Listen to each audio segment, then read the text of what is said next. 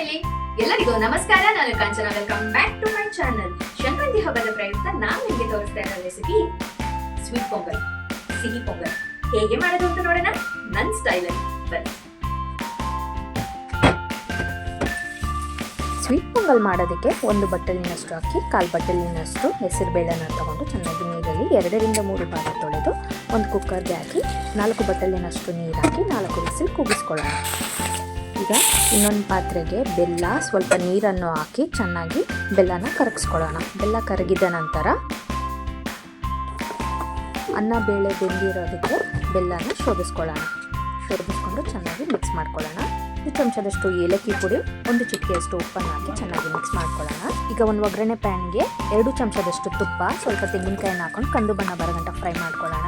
ನಂತರ ಸ್ವಲ್ಪ ಗೋಡಂಬಿ ಹಾಗೆ ದ್ರಾಕ್ಷಿಯನ್ನು ಅದರಲ್ಲಿ ಹುರಿದು ಬೇಯಿಸಿದ ಅನ್ನಕ್ಕೆ ಸೇರಿಸಿದರೆ ಸ್ವೀಟ್ ಪೊಂಗಲ್ ಸವಿಯಲು ಸಿದ್ಧವಾಗಿದೆ. ಸಖತ್ತಾಗಿದೆ.